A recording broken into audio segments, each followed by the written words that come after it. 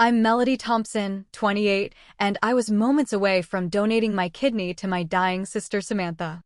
The anesthesia was starting to take effect as I said goodbye to my teary-eyed parents. Despite our complicated relationship, I was determined to save Sam's life.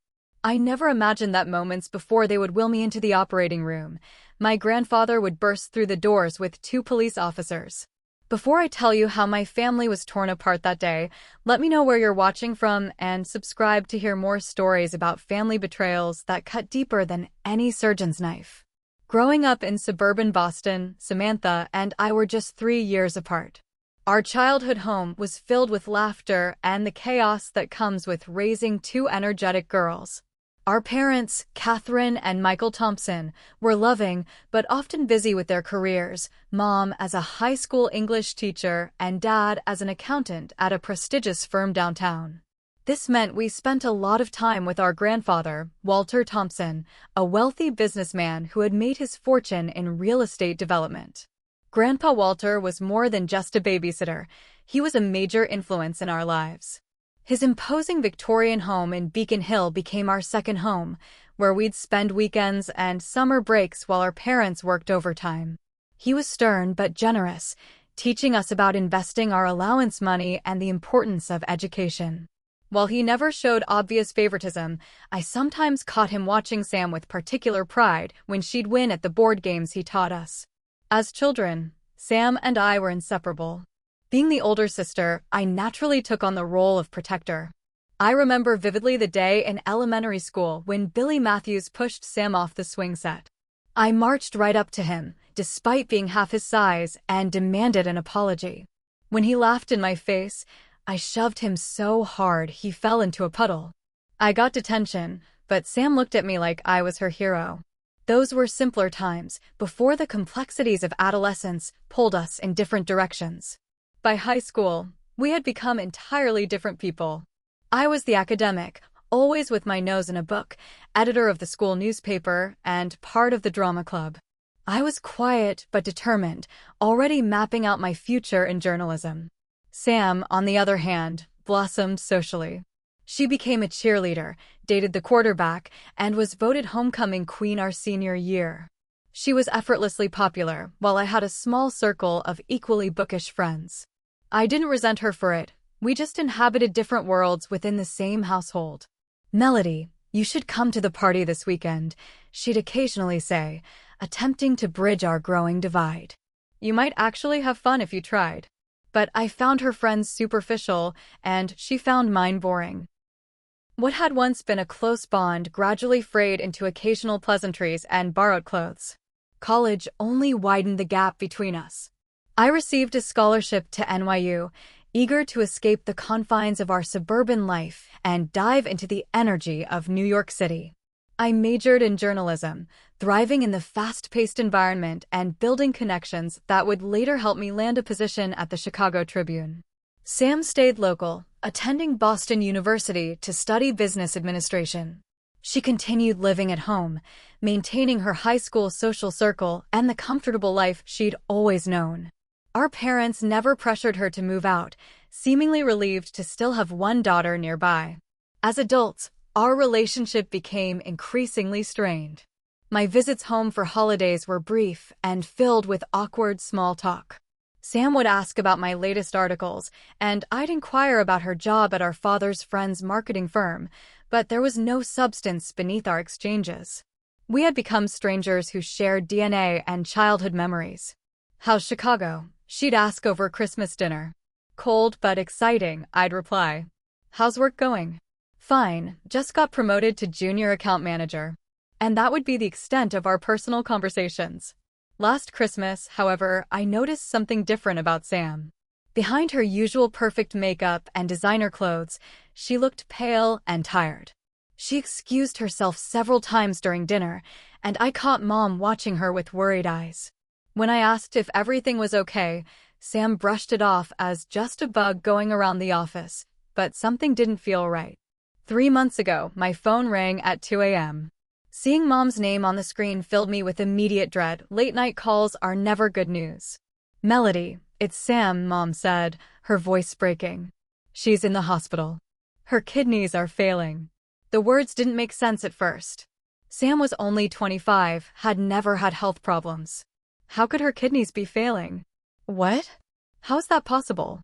I asked, already climbing out of bed and mentally packing a bag. The doctors say it's something called IgA nephropathy. It's been developing for a while, but it suddenly got worse. She needs a transplant, Melody. She needs it soon. I booked the first flight to Boston, my mind racing with questions and a strange mixture of fear and guilt. Had there been signs I'd missed during my brief visits home? Had Sam been suffering while I was building my career across the country? And why, despite our distance, did I feel so desperately afraid of losing her? The antiseptic smell hit me as soon as I walked through the hospital doors. Mom was waiting in the lobby, looking like she had aged years in the days since I'd last seen her. She led me through a maze of corridors to Sam's room, filling me in on the medical details along the way, her words tumbling out between quiet sobs. The doctors say it's a condition where antibodies build up in the kidneys, she explained. Apparently, Sam could have had it for years without knowing. Then suddenly, her kidney function just plummeted. When we reached Sam's room, I wasn't prepared for the sight of my vibrant, always put-together sister looking so diminished. Her skin had a yellowish tinge from jaundice, and dark circles shadowed her eyes. Various tubes connected her to machines that beeped steadily. Dad sat beside her bed, holding her hand, looking utterly helpless. "Mel," Sam said weakly, attempting a smile. "You didn't have to come all this way." But we both knew that wasn't true.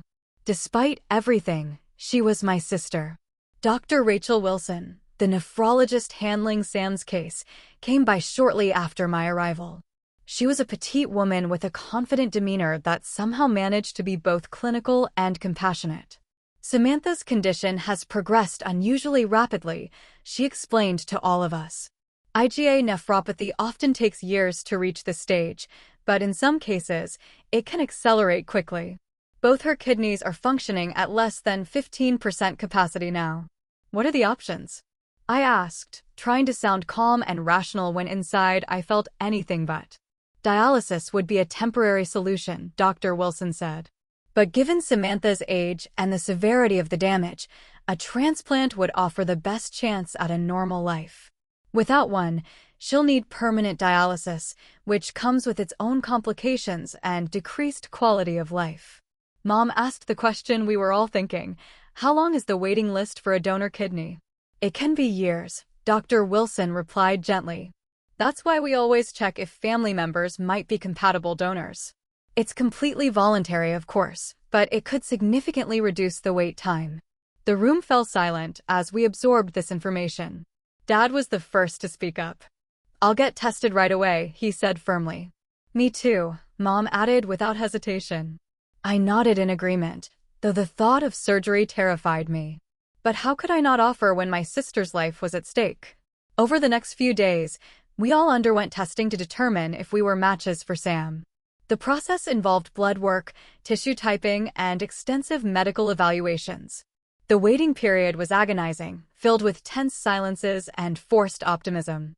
When the results came back, both Mom and Dad were devastated to learn they weren't compatible donors. Their blood types alone ruled them out before even considering tissue matching. Then Dr. Wilson called me into her office privately. "Melody," she said, her expression carefully neutral, "your initial tests show that you're a potential match for your sister." The words hit me like a physical force. A strange mix of emotions washed over me. Fear, certainly, but also a bizarre sense of validation, as if my body was proving the bond with my sister that our relationship had failed to maintain. "What exactly does that mean?" I asked, my mouth suddenly dry. "It means we can proceed with additional testing to confirm compatibility. If those results are positive, you could be a donor candidate." "But," she emphasized, leaning forward, "this is a major decision. Surgery carries risks for you, and recovery will take time. You should think very carefully about whether this is something you want to do." I nodded, unable to form words. Of course I would do it, how could I not? But the reality of what that meant was starting to sink in. Major surgery. Weeks of recovery. Potential complications. A lifetime with one kidney instead of two. When I returned to Sam's room, Mom and Dad looked at me expectantly. I tried to keep my voice steady as I told them about being a potential match. They need to do more tests to be sure, I said, downplaying the news to manage expectations. Despite my caution, hope bloomed on their faces. Dad hugged me tightly, while Mom burst into fresh tears. Sam just stared at me, an unreadable expression in her eyes. Later that evening, when our parents went to the cafeteria, Sam and I had our first real conversation in years. "You don't have to do this," she said quietly, picking at a loose thread on her blanket. "I know I don't have to," I replied. "But I want to." "Why?" The question was so direct, so honest, it caught me off guard. "We barely talk anymore, Mel. You've built this whole life without me. Why would you give me your kidney?" I considered deflecting with something about family obligation or doing what anyone would do, but the vulnerability in her eyes demanded honesty. "Because you're my sister," I said simply. "And maybe I haven't been a very good one lately, but that doesn't mean I stopped caring." For a moment, I saw a glimpse of the little girl who used to climb into my bed during thunderstorms, seeking comfort from her big sister. "I need you, Melody," she whispered, tears spilling down her cheeks. "I'm so scared." I took her hand, noticing how thin her fingers had become. "I know. But we're going to get through this together, okay?" She nodded, squeezing my hand with surprising strength. The additional testing confirmed I was indeed a match for Sam. The transplant was scheduled for 2 weeks later, giving me time to arrange a leave of absence from work and prepare mentally for the surgery. My parents were overwhelmed with gratitude. Mom kept hugging me at random moments, often breaking into tears. Dad, not usually demonstrative, told me how proud he was of my selflessness. Their relief was palpable, as if a great weight had been lifted from their shoulders. Grandpa Walter's reaction, however, was more subdued. When I called to tell him about the transplant, there was a long pause before he responded. "Are you certain about this, Melody?" he asked, his voice unusually grave. "Yes, Grandpa. Sam needs this, and I can help her." "Sometimes things aren't as straightforward as they seem," he said cryptically. "Just be careful, child." Before I could ask what he meant, he changed the subject, asking about practical matters like whether I had medical power of attorney in place and if I needed financial assistance during my recovery. His concern seemed excessive, but I attributed it to his age and cautious nature. Looking back, I should have paid more attention to the warning in his voice. The 2 weeks before the scheduled surgery passed in a blur of preparations. There were endless medical tests to ensure I was healthy enough for the procedure: blood work, EKGs, chest x-rays, and a psychological evaluation to confirm I was donating willingly. I signed countless forms acknowledging risks and potential complications, each one making the reality of what I was about to do more concrete. Since my apartment in Chicago was being sublet during my medical leave, I temporarily moved back into my childhood bedroom at my parents' house. The room was like a time capsule: debate team trophies, framed photos from high school graduation, and dog-eared paperbacks still lined the shelves as if waiting for the teenage me to return. It was during this strange limbo period that I began noticing odd things about my family's behavior. My parents seemed nervous, jumping whenever the phone rang, and having hushed conversations that abruptly ended when I entered a room. I initially attributed their anxiety to the upcoming surgery, but something felt off.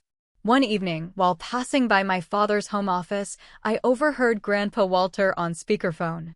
I wouldn't normally eavesdrop, but the urgency in his tone made me pause. "This has gone far enough, Michael," Grandpa said. "If you don't tell her, I will." "Dad, please," my father replied, his voice strained. "We can't risk it now. The doctors say Sam doesn't have time to find another donor." "And what about Melody? Have you considered the risk to her?" "Of course we have. But what choice do we have?" Their conversation shifted to mundane topics when Mom called Dad for dinner, leaving me confused and uneasy. Grandpa Walter's behavior grew increasingly suspicious. He canceled our weekly lunch date for the first time in years, claiming he had business to attend to. When he did visit the house, he seemed distracted, constantly checking his phone and barely making eye contact with Sam. He asked pointed questions about Dr. Wilson's credentials and the hospital's transplant program, which everyone dismissed as his typical thoroughness. Grandpa's just being grandpa, Mom said with a nervous laugh after he left. Always has to investigate everything.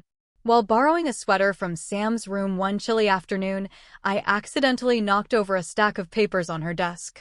As I gathered them up, I noticed they were medical records, not recent ones from her kidney diagnosis, but from several years ago. I hadn't known Sam had any serious health issues before this. The documents referenced treatment for something called chronic pain syndrome and unexplained symptoms at a clinic I'd never heard of. There were also prescriptions for medications I didn't recognize. Why had no one mentioned this previous medical history? And why would Sam keep these records separate from her current medical file? When I casually brought it up to Sam, her reaction was defensive and dismissive. "Those are just from some tests I had in college," she said, quickly changing the subject. "Nothing serious."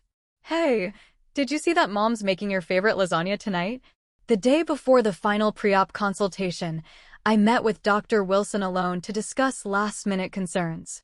As she reviewed my test results, I gathered the courage to ask about Sam's previous medical issues. "I'm just wondering if her past health problems might affect the transplant outcome," I said, trying to sound casual.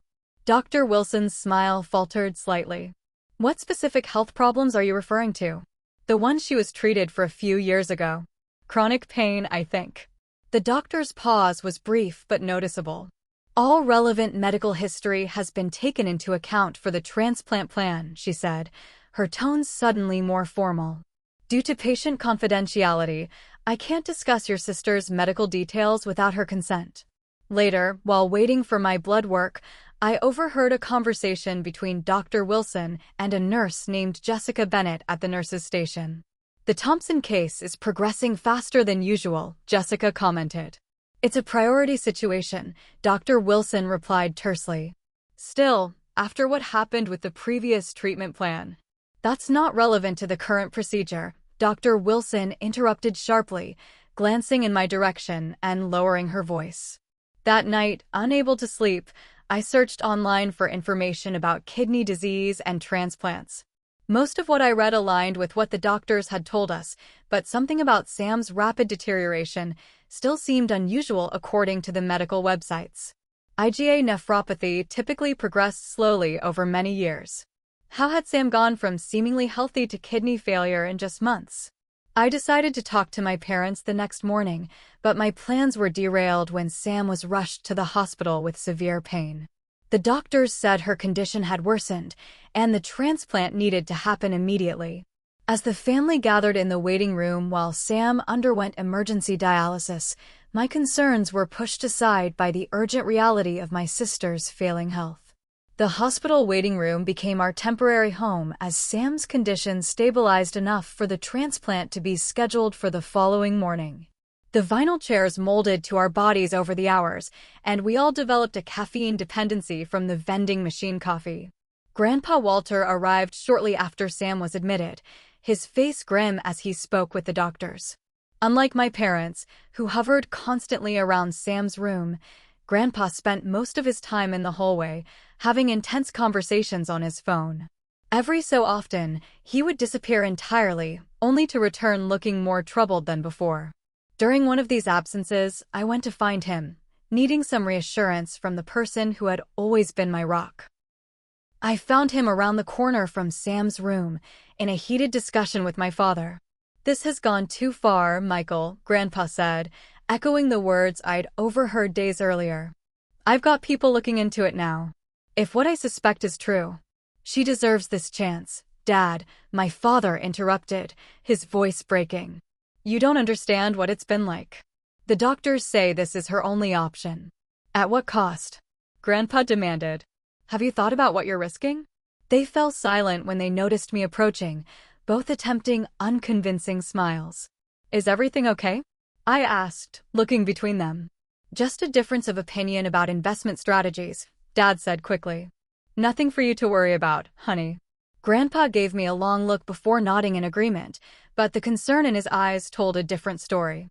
Back at Sam's room, the preparations for surgery accelerated. Dr. Wilson explained that due to Sam's deteriorating condition, we needed to proceed with the transplant first thing in the morning. Nurses bustled around, taking additional blood samples from me and checking my vitals more frequently than seemed necessary. In the midst of this activity, I was introduced to Brian Mitchell, the transplant counselor.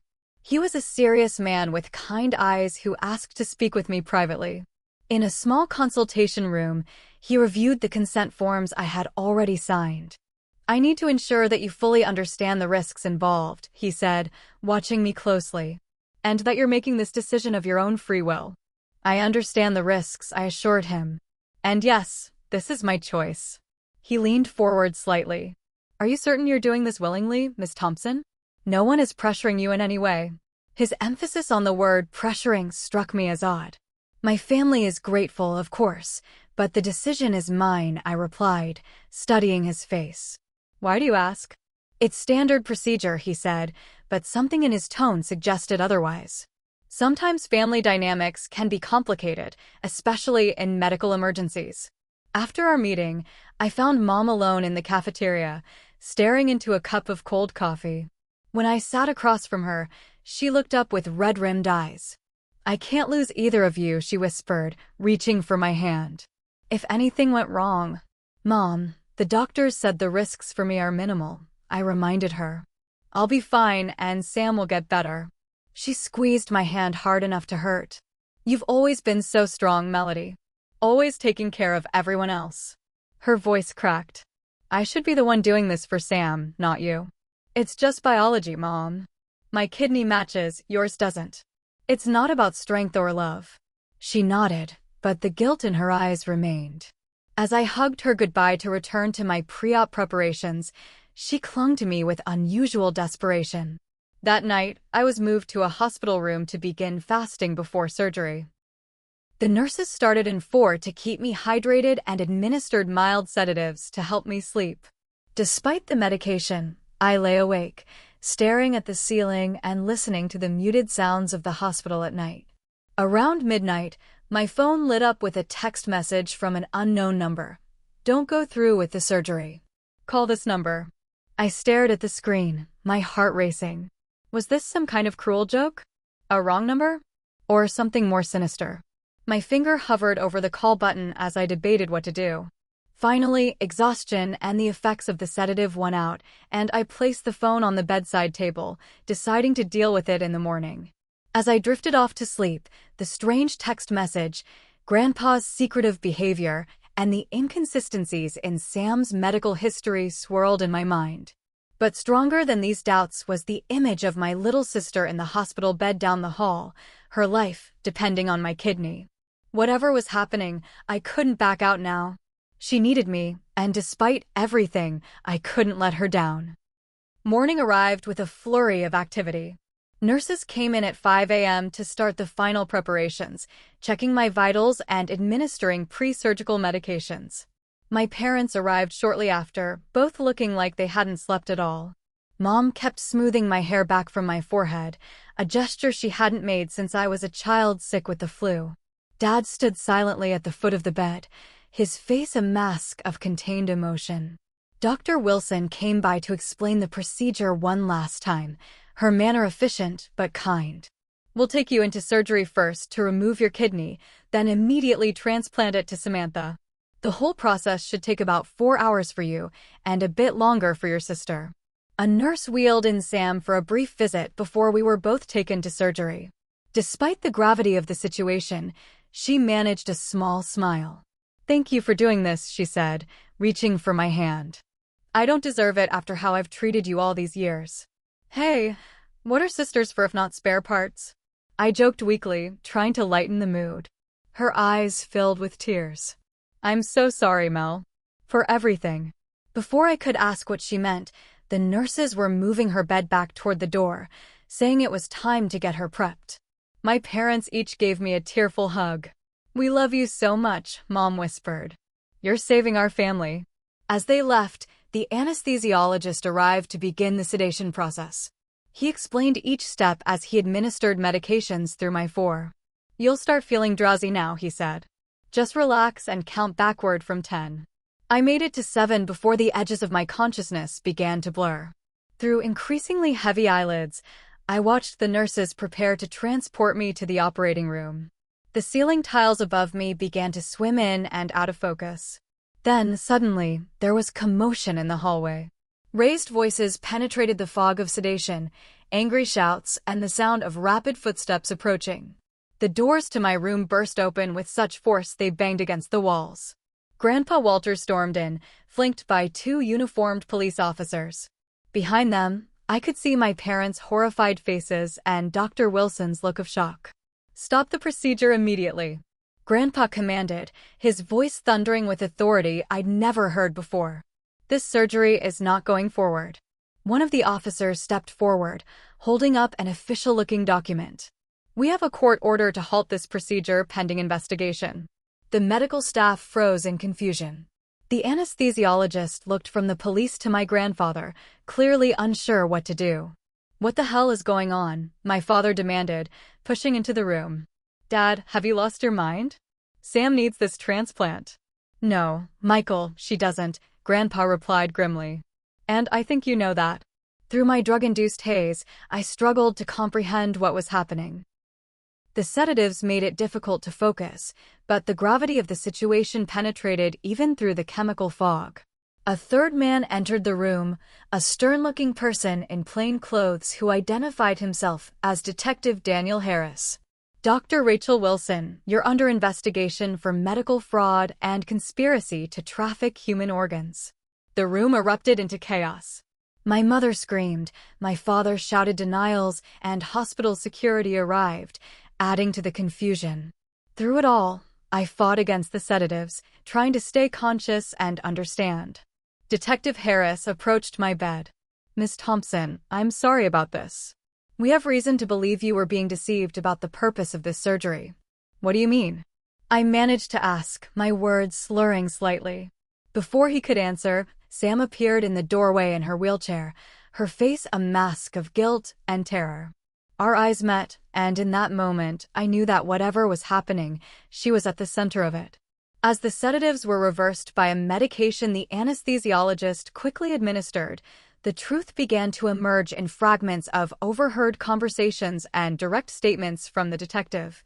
Sam wasn't in kidney failure. Her medical records had been falsified. Dr. Wilson wasn't a transplant specialist. She was involved in an illegal organ harvesting operation. My sister had a long history of Munchausen syndrome, faking or inducing illness for attention and sympathy. My parents had been manipulated by Sam's threats of self-harm if they didn't support her elaborate deception. Grandpa Walter, suspicious from the beginning, had hired Detective Harris to investigate after noticing discrepancies in Sam's medical claims. The most shocking revelation came last. My kidney wasn't intended for Sam at all. It was to be sold on the black market to a wealthy recipient in Eastern Europe. Sam had become involved with dangerous people who had threatened her when she tried to back out of the scheme. As the full horror of the situation dawned on me, I looked at my family with new eyes.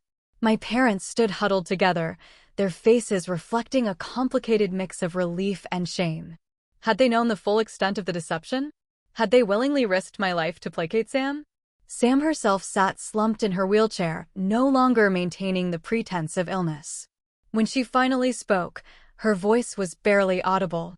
"I didn't mean for it to go this far," she whispered. "They said it would just be blood and tissue samples at first. Then money problems and threats, and it just spiraled. I'm so sorry, Melody." The weight of her betrayal crashed over me like a physical blow. My own sister had been willing to sacrifice my health, possibly my life, for money. The parents I trusted had, at minimum, ignored warning signs that could have protected me. The room began to spin, and not just from the lingering effects of the sedatives. "Get me out of here," I managed to say before my body betrayed me, and I collapsed back onto the hospital bed. The days following the stopped surgery passed in a disorienting blur. I was kept in the hospital for observation, both to monitor my recovery from the sedatives and because I was now a key witness in a criminal investigation. Detective Andrea Clark, who specialized in medical fraud cases, conducted multiple interviews with me, patiently walking through every detail I could remember. "The organ trafficking ring we've been tracking operates internationally," she explained during one of our sessions. They target vulnerable patients and medical professionals with financial problems or other leverageable weaknesses. And my sister was part of this? I still couldn't fully grasp the reality of Sam's involvement. Your sister appears to have been both perpetrator and victim, Detective Clark said carefully. She initially agreed to help recruit donors for money, but when she tried to back out, they threatened her, using you as her attempt to appease them without finding an unwitting stranger. As if that makes it better, I said bitterly. The detective nodded sympathetically. Dr. Wilson was their primary inside person at the hospital. She's cooperating now in exchange for a reduced sentence. The more I learned, the more horrifying the scheme became. Dr. Wilson had falsified medical records to make it appear that Sam was suffering from kidney failure. The rapid deterioration that had seemed so unusual was entirely fabricated.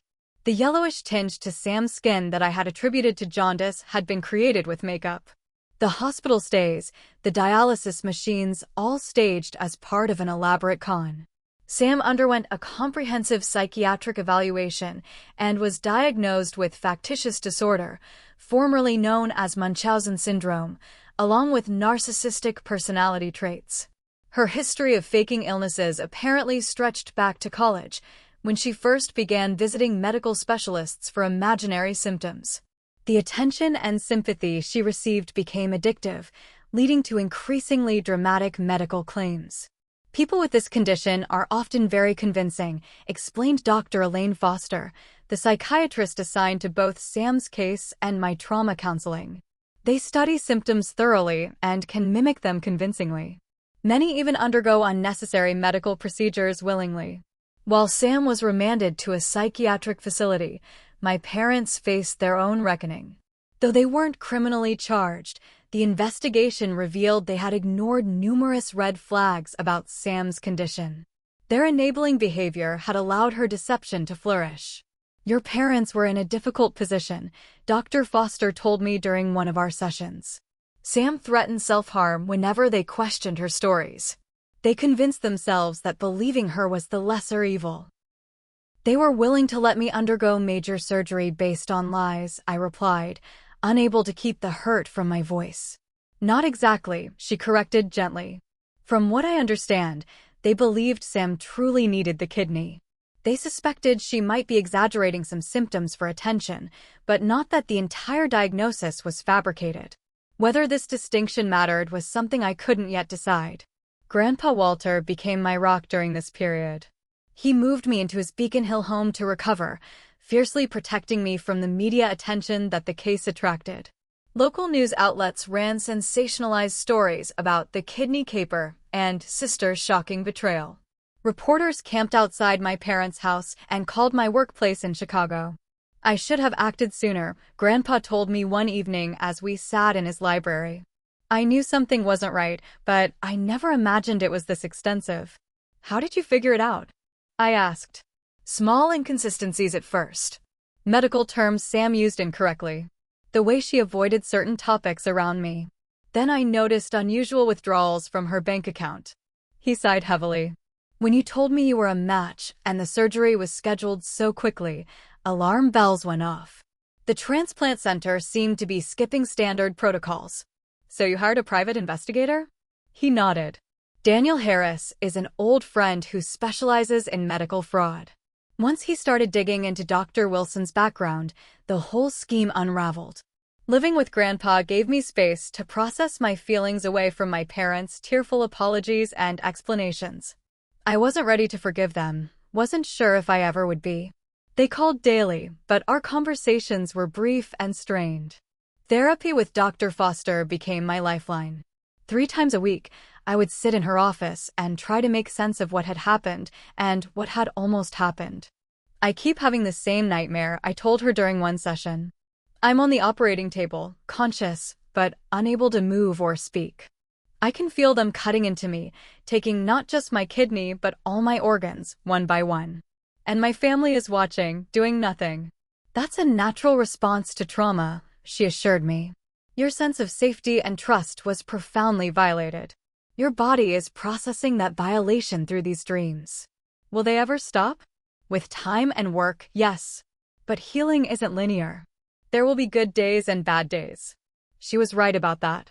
Some days I could function almost normally, going for walks along the Charles River or helping Grandpa with his correspondence. Other days, panic attacks would leave me gasping for breath, convinced I was dying on an operating table somewhere. The media frenzy eventually died down as newer scandals captured public attention. I extended my leave from the Chicago Tribune, unsure if I would ever return. My editor was understanding, even offering me the opportunity to write about my experience when I was ready. The thought of turning my trauma into a headline made me physically ill. After 2 months of isolation, I finally agreed to attend a family counseling session with my parents. We met in Dr. Foster's office, the neutral territory necessary for me to even consider facing them. Mom looked like she had aged a decade. Dad couldn't meet my eyes at first. The session was painful, filled with tears and recriminations, but it was a necessary first step. We failed you, Dad admitted. We were so focused on Sam's needs that we lost sight of protecting you. There's no excuse for that. We should have questioned more, pushed harder for answers, Mom added. We wanted to believe she was getting better with each new treatment. The possibility that it was all fabricated was too terrible to consider. Their remorse seemed genuine, but it didn't erase the betrayal. Trust, once shattered, couldn't be glued back together in a single afternoon. As the criminal case against Dr. Wilson and her accomplices progressed, I was asked to testify about my experience. The thought of facing them in court, of publicly reliving the ordeal, was terrifying. But Detective Clark assured me that my testimony could help prevent others from becoming victims. You're stronger than you realize, she told me. And your story could make a real difference. Grandpa set up a trust fund for my future, insisting that I take time to fully recover before making any major life decisions. You've been through a trauma, Melody, he said. Healing is now your full-time job. In those quiet months of recovery, I began to consider what came next. The journalist in me recognized that I had unique insight into a dark and largely hidden criminal enterprise. Perhaps someday I could use that insight to educate others about the red flags of medical fraud and the devastating impact of enabling toxic family dynamics. But first, I needed to decide whether my family would be part of my future at all. 6 months after the day my grandfather burst into the hospital room with police officers, I moved into a small apartment in Boston's North End. The 2-bedroom walk-up with exposed brick walls and uneven hardwood floors couldn't have been more different from my sleek Chicago condo, but it represented something essential, a fresh start. I had taken an extended leave from the Chicago Tribune, eventually negotiating a remote position that allowed me to write special features while remaining in Boston. The familiar rhythm of researching and writing helped ground me as I rebuilt my life piece by piece. Every Tuesday, Grandpa Walter and I met for lunch at a small Italian restaurant halfway between his Beacon Hill home and my apartment. These meetings became a cornerstone of my new routine, a reminder that not all family ties were broken. During one such lunch, over plates of pasta carbonara, Grandpa finally offered the apology he'd been holding back. I should have told you my suspicions sooner, he said, his weathered hands wrapped around his water glass. I was trying to gather enough evidence to be certain, but in doing so, I nearly left it too late. You saved me, Grandpa, I reminded him. If you hadn't investigated, hadn't brought those officers. He shook his head. A grandfather's job is to protect his grandchildren, all of them. I failed Samantha by not seeing the signs of her illness years ago. And I nearly failed you by prioritizing caution over your safety. I reached across the table to squeeze his hand. You're the reason I'm still here. The reason I still believe in family at all. His eyes, so like my father's, welled with tears. I promise you this, Melody. As long as I'm alive, no one will ever hurt you like that again. I believed him. My parents were working through their own healing process. They had joined a support group for families of people with factitious disorder and were in intensive therapy, both individually and as a couple. Our relationship was tentatively mending, not returning to what it had been, but evolving into something new, hopefully something healthier. Mom called daily, our conversations gradually extending from awkward 5-minute check-ins to genuine discussions. Dad sent handwritten letters each week, finding it easier to express his feelings on paper than aloud. Both were carefully respecting the boundaries I had established, never showing up unannounced or pressuring me for more contact than I was ready for. Sam remained in a residential psychiatric treatment facility in Western Massachusetts. Her case had attracted attention in psychiatric circles, the extreme nature of her deception and its criminal element making it unusual even among factitious disorder patients. The legal consequences of her actions were complicated by her diagnosis. She had been deemed mentally ill but legally responsible, resulting in a sentence that prioritized treatment over punishment. 3 months into my new life, I received a letter from the facility's director asking if I would be willing to participate in a supervised visit with Sam. My first instinct was to refuse. The betrayal was still raw, the trust irrevocably broken. But Dr. Foster encouraged me to consider it. Facing Sam doesn't mean forgiving her, she explained during our weekly session. It means acknowledging what happened and deciding for yourself what role, if any, she'll have in your life going forward. After much deliberation, I agreed to a single, structured meeting. The treatment center arranged for Dr. Foster to accompany me, a precaution I appreciated. The facility looked more like a college campus than a hospital, with red brick buildings and manicured grounds. Sam was waiting in a small conference room, a therapist by her side. The sister who had always been the more conventionally attractive of us, who had built her identity around her appearance and social status, now sat before me in simple clothing, her face bare of makeup. Her once perfect hair pulled back in a utilitarian ponytail. "Thank you for coming," she said softly, her eyes fixed on the table between us. The conversation that followed was unlike any we'd ever had, honest in a way we'd never been with each other. Sam explained her descent into illness, how the attention she received for minor ailments as a teenager had grown into a compulsion to create increasingly dramatic medical crises. "It was never really about you," she told me. "You were just there. Available. The perfect solution to an impossible situation I'd created for myself." "That doesn't make it better," I said. "No," she agreed. "It doesn't. Nothing makes it better. I can't undo what I did, Melody.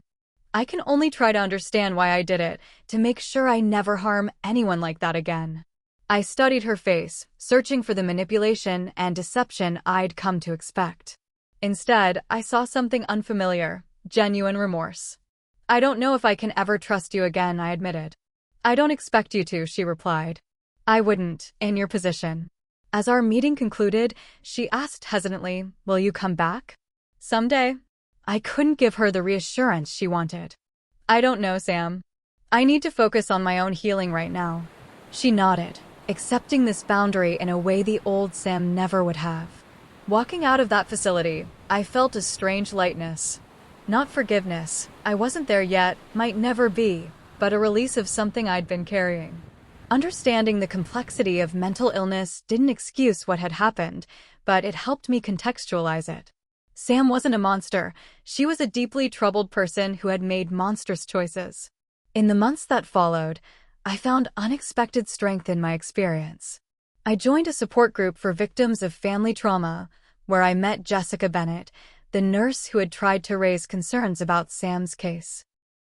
She had been fired for questioning Dr. Wilson's methods, but was subsequently reinstated with back pay after the investigation vindicated her suspicions. Jessica became a close friend, someone who understood the specific betrayal of medical deception in a way even Dr. Foster couldn't. We often met for coffee after support group meetings, sharing our progress and setbacks. "You know what still gets me," she said during one such meeting.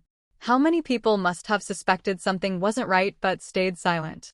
The system is designed to discourage questioning." Her observation resonated with my journalist's instincts. With her encouragement, I began writing about my experience, not for publication, but for my own healing. The process of organizing the chaotic events into a coherent narrative helped me reclaim my story. Grandpa, ever supportive, suggested that my writing could eventually help others. "When you're ready," he emphasized. "Only when you're ready." That idea took root, growing into a decision to pursue a master's in psychology, focusing on family systems and trauma. My acceptance into a program at Boston University felt like a step toward transforming my experience into something meaningful, a way to help others recognize and escape the dynamics that had nearly destroyed me. The first anniversary of the almost surgery arrived with less emotional upheaval than I had feared. I spent the day with Grandpa Walter, walking through the public garden as the first spring flowers emerged from the soil. "Life finds a way," he observed, gesturing to a crocus pushing through a patch of lingering snow, even after the harshest winters. The following weekend, I made the drive to Western Massachusetts again. Sam and I sat in the same conference room, this time without our respective therapists present. The conversation was stilted at first, but gradually eased into something resembling normal interaction. Before leaving, I handed her a small package, a journal, and a set of colored pens. "Your therapist said art therapy has been helping. I thought you might like these." She accepted the gift with surprise. "Thank you. I didn't expect anything, really." "This doesn't mean everything is fixed," I clarified. "But it means I'm trying to understand." She nodded, tears forming in her eyes. "That's more than I deserve." "Maybe," I acknowledged. "But I'm not doing it for you. I'm doing it for me." Holding on to anger was exhausting. As I drove back to Boston, I reflected on how far I'd come. The nightmares had decreased in frequency. The panic attacks were rare now. I had created a life that felt authentic and purposeful, built on the foundation of my own choices rather than family expectations or obligations. The road ahead would be long and undoubtedly difficult. Trust, once shattered so completely, could never be fully restored to its original state. But perhaps it could be rebuilt into something different. Something stronger, because it acknowledged the potential for betrayal rather than denying it. I had learned the hardest possible way that sometimes the greatest act of love isn't giving a part of yourself away, it's having the courage to keep yourself whole. That lesson nearly cost me my life, but in surviving, I had found a resilience I never knew I possessed. Have you ever had to rebuild trust after a profound betrayal? Whether from family, friends, or someone you thought you could count on, the journey to healing is deeply personal. Share your story in the comments below. Your experience might be exactly what someone else needs to hear right now. And if my story resonated with you, please subscribe and share it with someone who might need to be reminded that they deserve to keep themselves whole. Thank you for listening, and remember, your boundaries are valid, your healing is possible, and your story matters.